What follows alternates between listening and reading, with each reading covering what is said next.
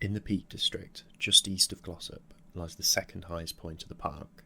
Stood at 633 metres, it is the Prince of the Peaks, missing out on the throne by a mere 3 metres.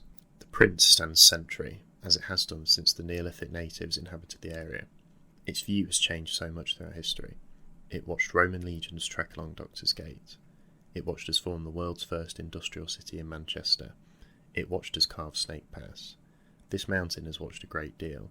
Despite this, it has remained mostly untouched. That was until the 3rd of November, 1948. The journey up to Bleaklow started on Snake Pass. We parked in a small lay-by and walked 10 minutes up the road to the start of Doctor's Gate. It was just coming to heather season, so surrounding us were bright greens and vibrant purple shades. The path took us over some boggy moorland, and we intersected with the Pennine Way. I've wanted to do a multi-day hike of the Pennine Way for a while, as the start is in E-Day and that's fairly local to me. If I do it, I'd love to document the whole thing. After crossing the Pennine Way, the path opens up into a large valley. It has a great view of Bleaklow and the surrounding area. A small stream runs below, providing a nice backing track for the walk. I also would just like to give a quick apology for the quality. I just bought my drone a few days ago and I hadn't quite worked out how to maximise the camera. However, I think the shots still do the walk justice. Armed with my Chilean lime peanuts, we pressed on. We wandered past a waterfall that was responsible for the stream in the valley. The rest of the walk to the top, in all honesty, is fairly mundane. It consists of a gentle uphill to the top.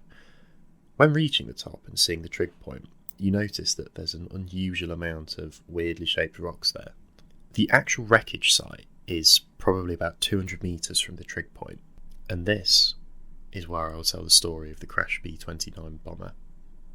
On the 3rd of November 1948, an American B-29 bomber started its flight from RAF Scampton. Its intended destination was Burton Wood Air Base. The flight path took the bomber over the Peak District. This B-29 was modified to become a reconnaissance aircraft. Its name, Overexposed, was given to it after it was used to photograph nuclear testing in Bikini Atoll. During the flight, the weather was not favourable due to the low cloud enveloping the peaks. The pilot, Captain Landon Tanner, and his co-pilot, Captain Harry Stroud, had to rely solely on the aircraft's instruments in order to navigate. Based on the flight time, they deduced that they must have cleared the peaks. They began their descent. At 11 a.m, Overexposed collided with the east face of Bleaklow.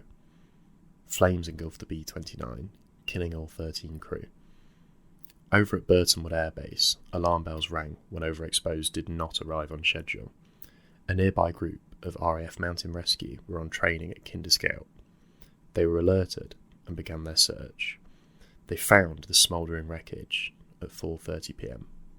Due to fading light, they postponed the body recovery until the next morning. All occupants were taken to Burton Wood.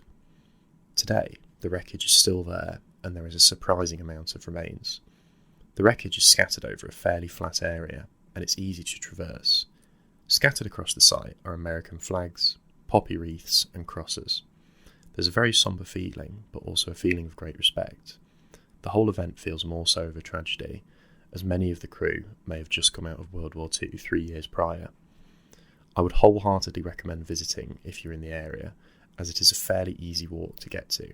Just make sure to remember that you are at the site where 13 men lost their lives.